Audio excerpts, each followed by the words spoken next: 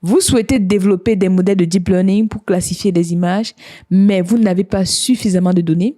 Dans cette vidéo, on verra ensemble comment vous pouvez donc mettre en place un modèle de deep learning robuste, même si vous n'avez pas assez de données pour entraîner votre modèle. Pour réaliser cette tâche, nous allons nous baser sur ce qu'on appelle le modèle pré-entraîné. Globalement, on va récupérer un modèle qui a déjà été entraîné sur un autre volume de données plus important. Nous allons l'adapter pour l'utiliser dans notre base de données. Pour réaliser cette mission, on va utiliser la base de données populaire disponible sur Kaggle, Cat&Doc, et on va mettre en place un modèle qui permet, à partir d'une image, détecter si l'image, c'est l'image d'un chien ou d'un chat. Bonjour et bienvenue dans cette vidéo du jour 13 du challenge 30 jours de Deep Learning où on va passer ensemble de 0 à 1 en matière de Deep Learning. Comme d'habitude, prenez votre PC, ouvrez Google Colab, pratiquez parce que c'est comme ça que vous allez tirer profit de ce challenge. Vous avez votre PC, alors suivez-moi dans mon ordinateur. On va mettre en place ensemble ce modèle. Pour mettre en place un modèle, la première étape, c'est toujours d'avoir des données. Où est-ce qu'on trouve les données de chiens et de chats? Les données sont disponibles sur Kaggle. Ici, moi, je les ai déjà mis sur mon disque personnel. Vous pouvez revoir la vidéo qui s'affiche juste là. Si vous ne l'avez pas encore fait, donc, on importe la base de données. La base de données, il y a la base d'entraînement qui contient l'ensemble des animaux. Donc ici, on a le répertoire avec notre base de données que je zoome un peu pour que vous arrivez à voir ce que je partage avec vous. Donc, j'exécute aussi ça. On va également importer les packages nécessaires. Pour développer un modèle, en général, on va utiliser Keras, TensorFlow, notamment ici, PyPlot pour mettre en place des graphiques, OpenOS pour manipuler des fichiers parce que nos dossiers, nos images sont dans des fichiers. Donc, j'exécute ça. Une fois que c'est bon, ce code permet en fait d'importer les fichiers que nous avons dans ce répertoire ici. Donc, c'est ce qu'on fait ici. On importe l'ensemble des noms de fichiers. Une fois qu'on a le nom du fichier, il faut qu'on identifie les chiens et les chats. Pour identifier la catégorie, le nom du fichier commence toujours par chien, par dog ou par cat. C'est ce qu'on fait ici. Si ça commence par dog, on met 1. Si ça commence par autre, on met 0. Donc, c'est ça ici. La catégorie, c'est chien et chat. Et à la fin, on va créer un data frame avec déjà le nom du fichier et sa catégorie. OK? Si j'exécute ça, vous allez voir de quoi je parle. Donc, vous voyez ici, 4, 0. Comme ça commence par 4, c'est un chat. Ensuite, un chat. Il y a aussi des chiens dans le fichier. On peut afficher une image aléatoire pour voir à quoi ça ressemble. J'exécute aussi ça. Donc ici, c'est quoi? C'est tout simplement, je récupère une image aléatoire dans mon répertoire. Je récupère le chemin d'accès complet. Donc ça, c'est le répertoire de base. Le nom de l'image aléatoire, je vous montre. Je copie ça. J'exécute ça. Voilà. Ah non, c'est pas ça. Je vais copier ceci. CTRL-C.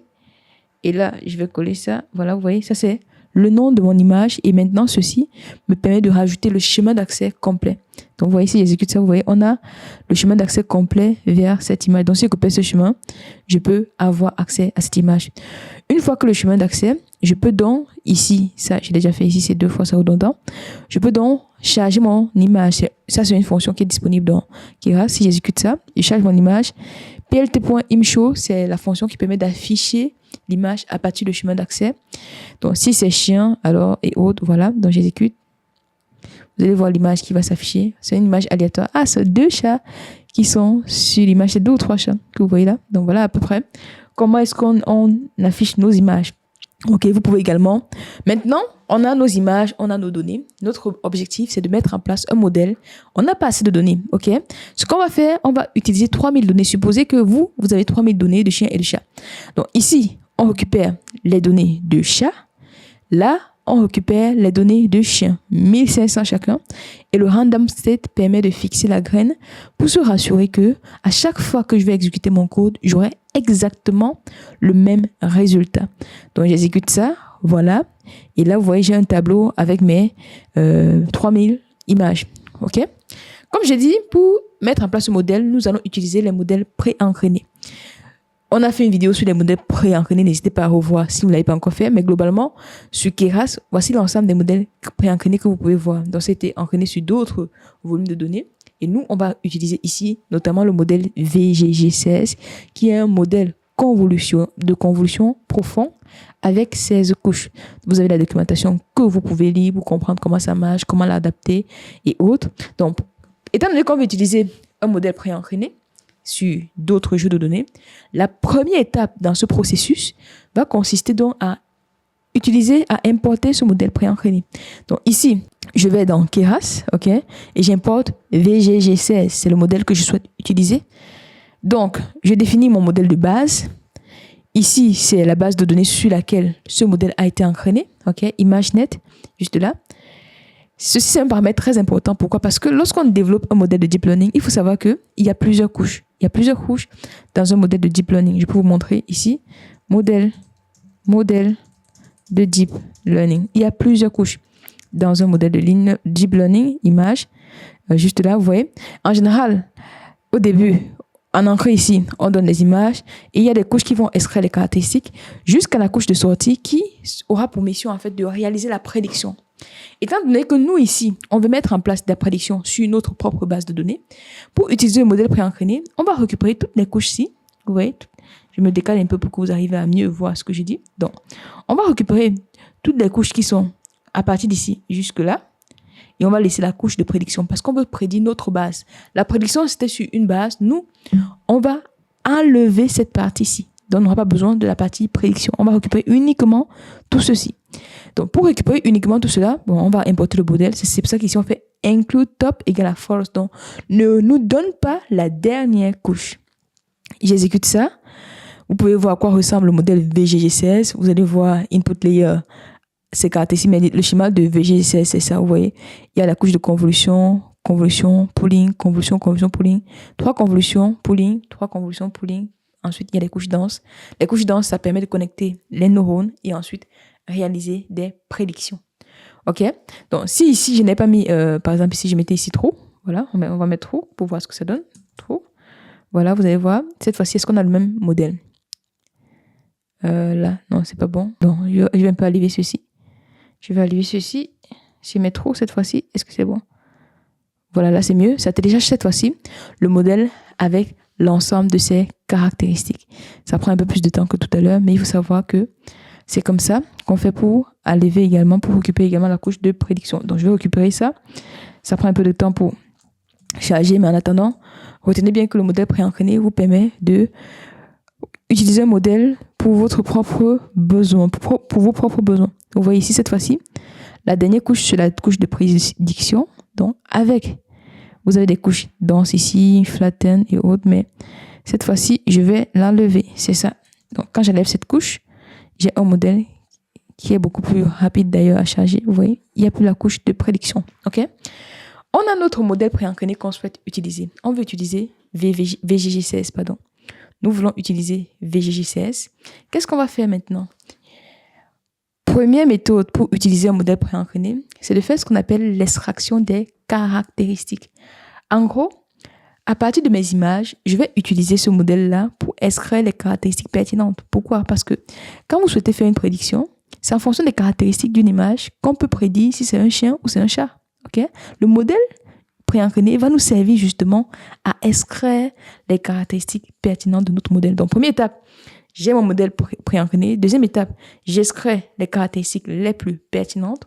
Troisième étape, vous allez voir la troisième étape plus tard, mais en gros, je fais un modèle de réseau de neurones classique en commençant par mettre en fait les caractéristiques que j'ai extraites du modèle préentraîné. Si c'est pas clair pour vous, ne vous inquiétez pas, ce sera clair tout de suite. Donc, ce qu'on va faire maintenant, c'est extraction rapide des caractéristiques sans data augmentation. En gros, je vais utiliser mes images une seule fois. C'est quoi la data augmentation? C'est tout simplement ce procédé qui vous permet d'utiliser plusieurs facettes d'une image pour avoir un modèle plus performant. Donc, la première technique ici, c'est qu'on ne va pas faire de data augmentation. On va utiliser uniquement nos images de base sans transformation. OK? Donc, voici les étapes. Modèle préentraîné, je gèle les couches, j'ajoute des classifications et j'entraîne mon modèle. Donc, voici la fonction classique que vous allez souvent voir sur Internet qui permet justement, c'est disponible dans ce livre que je vous recommande d'acheter. Achetez ce livre si vous souhaitez progresser en Deep Learning with Python de François Chollet. Ça, ce livre en fait de référence pour comprendre tout ce que je vous dis ici, tous les codes d'ailleurs. Il y a un GitHub où on présente tout ça. Donc, n'hésitez vraiment pas à télécharger ce livre pour payer, acheter ce livre, pour avoir tout ça. Donc, qu'est-ce qu'on fait ici? On crée d'abord une matrice ici, avec des zéros pour les features, les caractéristiques qu'on aurait extrait. On crée ici les labels pour nos caractéristiques. Ceci, ça permet en fait tout simplement de réaliser le pré-processing de nos données. Parce que l'image, il faut quitter de l'image aux données numériques. C'est ce que ça fait ici. Donc, ouais, notamment target size, batch size.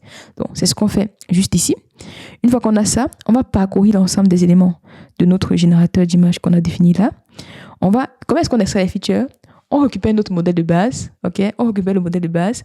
Ensuite, on va tout simplement faire un point predict, comme si on prédisait quelque chose. Mais comme il n'y a pas la couche output de la dernière couche, ça ne fait pas la prédiction finale, ça fait la prédiction des caractéristiques en fait. Donc, c'est ça ici. Donc, je input bash. Et là, je récupère mes features avec ce code.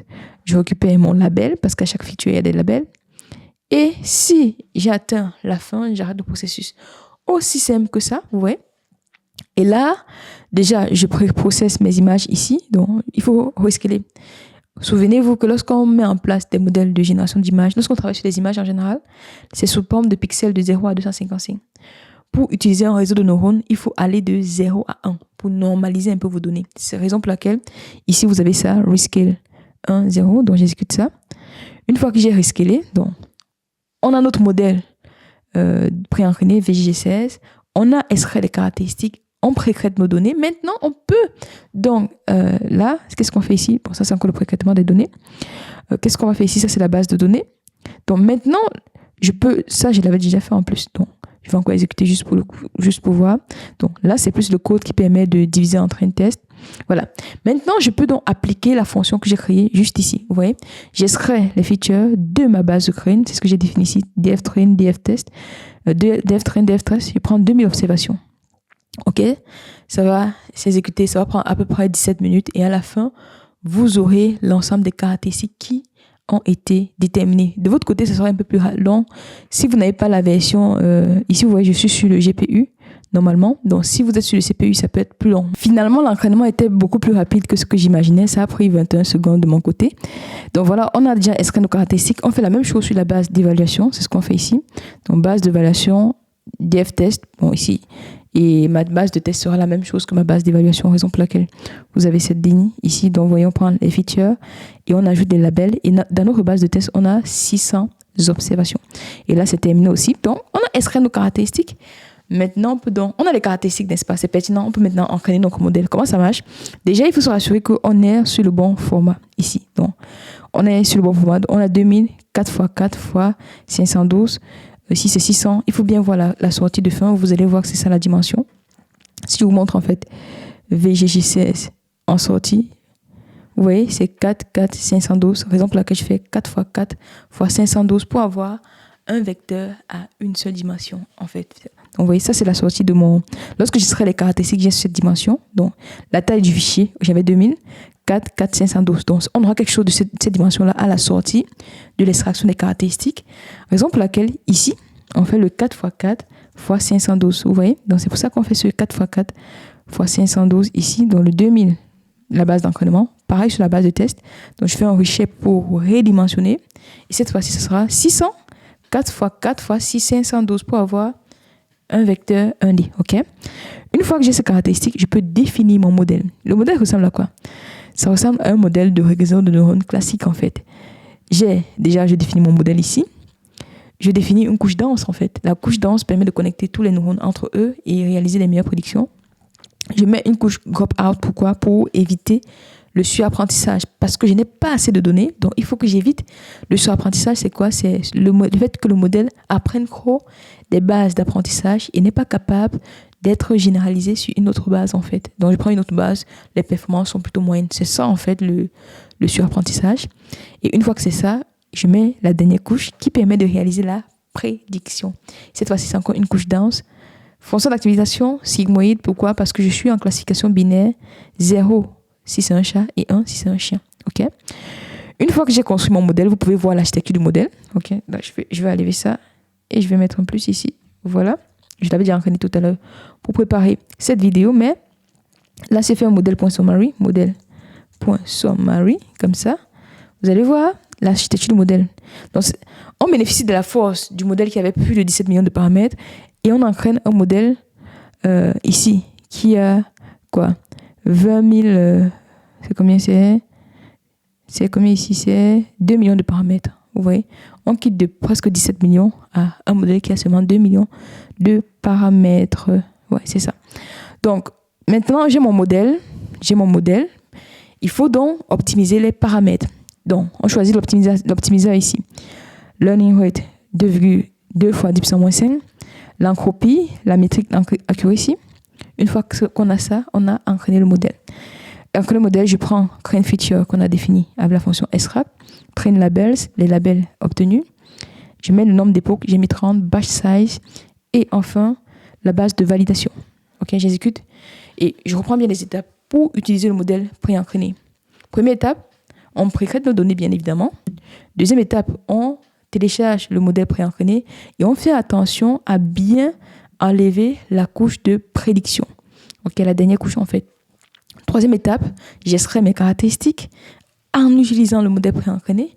Une fois que j'ai extrait mes caractéristiques, je développe mon modèle. Vous voyez, ça, c'est les caractéristiques que j'ai extraites sur mon modèle pré-entraîné. J'entraîne un nouveau modèle de deep learning à partir de ces caractéristiques et j'ai mes performances. Donc là, on va voir ensemble à quel point ce modèle qu'on a défini est bien ou pas. Donc, on va d'abord analyser l'accuracy. Ici, c'est sur la base de validation. Il faut vous rappeler que sur le modèle, on commence toujours par traiter tous les traitements que vous faites pour définir votre modèle. Avant de l'appliquer, rassurez que vous faites le même traitement. Raison pour laquelle on a ça ici. Donc, je vais tester ça sur ma base de validation et je vais voir l'accuracy. Ici, on a une accuracy de 89%. C'est assez intéressant en fait. Vous voyez, j'arrive à avoir un modèle qui a 89% d'accuracy avec 2000 données. Franchement, c'est pas mal du tout. C'est même très bien d'ailleurs. On peut voir aussi si le modèle a su appris ou pas. Donc pour ça, on va récupérer déjà l'histoire du modèle, la fonction de PET. Donc, est-ce que le modèle il est bien ou pas? Sur la base de validation, l'accuracy sur les deux bases aussi. C'est ce qu'on fait ici. Pour toutes les époques qu'on a définies, juste ici. OK. On définit une figure. On fait le premier graphique qui est la fonction de PET, juste là. X, Y, à chaque fois, X, Y. Et là, on va définir la précision ou encore l'exactitude comme j'ai mis ici. En exécutant, vous allez voir la courbe qui montre en fonction de l'époque. On va analyser cette courbe. Vous voyez que sur la base, en bleu là, on a la courbe sur la base de validation et en rouge sur la base d'entraînement. Vous voyez que si on regarde en fait la fonction de PET, quelle que soit la base, on a une fonction qui est plutôt décroissante. Peut-être ici, ça augmente un peu, mais de façon globale, ça a une belle allure par rapport à ce qu'on a vu dans les vidéos 10 et autres. Donc vous voyez, l'allure est déjà mieux. Et l'exactitude, on doit avoir un modèle précis. Ça augmente. Sur la partie validation, ça stagne un peu ici. Donc moi, j'aurais tendance à m'arrêter ici. Si je fallait m'arrêter, j'allais m'arrêter ici en termes d'époque à 5. Donc vous voyez qu'on arrive à faire un modèle pertinent en utilisant un modèle beaucoup plus puissant sans avoir besoin de beaucoup de données. Donc on va utiliser donc ce modèle pour pouvoir réaliser des prédictions, pour voir comment ça marche justement, les prédictions. Donc j'importe des packages, notamment Loud Image qui permet de charger des images, Image to Array pour mettre sous forme de tableau parce que quand on fait extract, on a des arrays. Ok. Là, sur le chemin d'accès, je transforme déjà mes données en liste. Je peux vous montrer à quoi ça ressemble. Bon, ouais, c'est ça. Je définis une fonction ici qui permet de préparer des images, de transformer. Donc déjà, ici, on a le chargement. On convertit en array. On définit en fait la dimension en fonction du batch. On normalise les images. Ça, c'est très important parce qu'on a normalisé les images pour pouvoir entraîner notre modèle. On normalise également pour pouvoir prédire. Je retourne mon data frame. Et là, ce sont les chemins d'accès vers l'ensemble des images. Et voilà, une fois que c'est ça, pareil en fait, avant de pouvoir prédire, je dois encore utiliser mon modèle pré-entraîné pour extraire les caractéristiques. Parce que c'est à partir de ces caractéristiques que je peux utiliser le modèle que j'ai finalement construit. Vous voyez? Donc, je prends mon modèle pré-entraîné ici, conv_base.predictImage. Ok, c'est l'image que j'ai ici. Et là, il faut maintenant que je flatten en fait pour avoir un vecteur de 4 x 4 x 512. Si vous vous rappelez tout à l'heure, c'est la même chose en fait. Je prends la shape de mon image. Ici, la dimension de mon image, on en a 10. J'ai dit que je prends 10. C'est ce que j'ai fait. Juste ici, vous voyez, j'ai pris 10 ici. Donc, c'est pour ça qu'ici, je prends la shape. Je vais mettre 10. 4 x 4 x 512. Parce qu'à la sortie ici, on a quelque chose de 4, 512. Raison pour laquelle je fais 4 x 4 x 512. Ensuite, je réalise ma prédiction. Ça, c'est le modèle que j'ai entraîné. OK? Et j'utilise les features. Une fois que c'est bon, je peux afficher des images pour voir à quel point le modèle il est performant ou pas. Donc voilà comment est-ce que vous pouvez utiliser le modèle pré-entraîné pour l'adapter à vos propres besoins et avoir des performances excellentes. Ça, c'est la première approche sans data augmentation.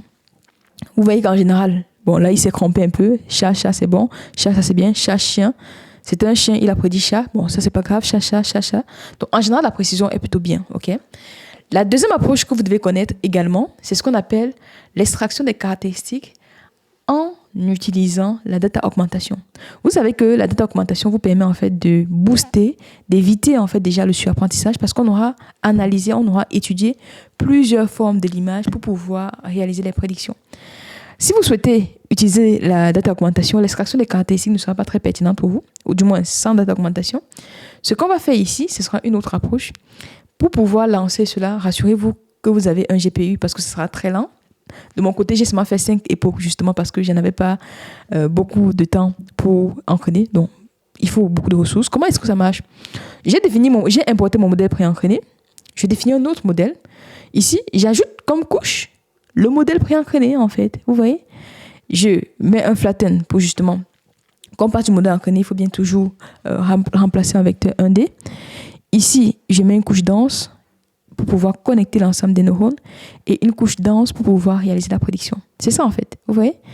Et un summary que j'ai mis ici, vous allez voir la dimension. Dans le modèle pré-entraîné, c'est ça, 4, 512. Donc flatten permet de mettre ça sur cette dimension-là. Et la couche dense. Et cette fois-ci, j'ai combien de paramètres à entraîner? J'ai beaucoup plus en fait. J'ai plus de 16 millions de paramètres à entraîner. Donc pour entraîner, il faut avoir vraiment de l'espace. Sur cette approche-là, il y a un point qui est très, très, très important.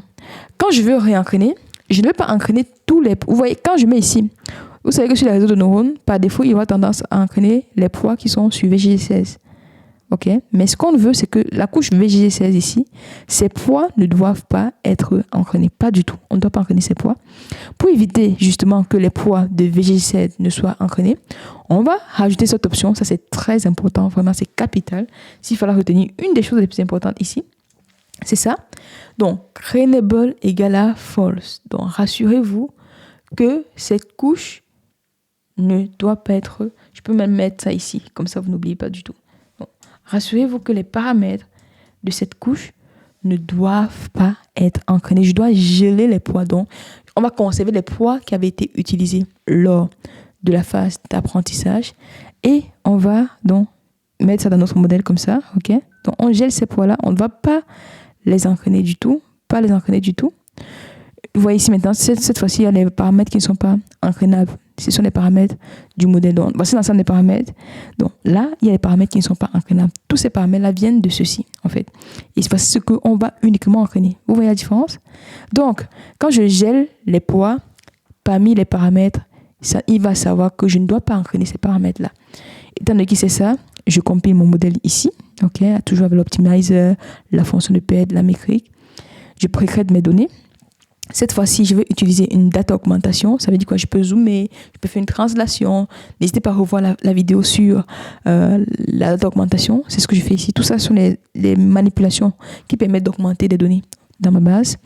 Je peux fleet, je fais la même chose sur la base de validation. Je fais juste un rescaling. Data augmentation uniquement sur la base de train. Et la base de validation, je fais juste un rescaling comme ici. Une fois que j'ai ça, je définis ma base d'apprentissage et ma base de validation ici. OK? Quand j'ai ça, je peux entraîner mon modèle. Là, j'ai mis 5 époques pour que ça aille très vite. Mais vous, si vous avez plus de GPU, n'hésitez vraiment pas à en ajouter. J'ai mis 5 époques et batch size aussi, je l'ai ajouté pour pouvoir améliorer les performances du modèle. En attendant que ça s'entraîne, on fait un petit récapitulatif. Vous avez une petite base de données. Vous souhaitez bénéficier des puissances du modèle de deep learning. Pensez à utiliser des modèles pré-entraînés.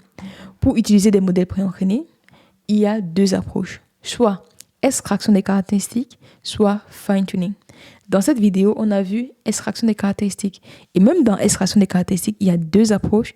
Extraction des caractéristiques avec data augmentation, ce qu'on est en train de voir tout de suite, et extraction des caractéristiques sans data augmentation. Sans data augmentation, comment ça marche? En quoi ça consiste? Première étape, j'importe mon modèle préentraîné VGG16, j'extrais les caractéristiques avec un point prédict. Okay? Une fois que j'ai extrait ces caractéristiques, je fais un flatten pour avoir un seul vecteur comme ça. Quand j'ai mon vecteur avec les caractéristiques, je définis un modèle simple de réseau de neurones dense avec des couches connectées. J'entraîne le modèle et je fais mes prédictions. Okay? C'est la première approche. Deuxième approche, je veux utiliser la data augmentation. Cette fois-ci, je me rassure que dans mon modèle préentraîné, l'ensemble des paramètres sont gelés. Et pour geler ces paramètres, vous avez ici trainable égale à false. Ça, c'est très, très important. Ça. Donc, toujours avant, en fait, avant de l'ajouter. Trainable égale à false. Et je déroule le même process que j'ai l'habitude de dérouler. Donc, vous pouvez vraiment faire des choses géniales. N'hésitez pas.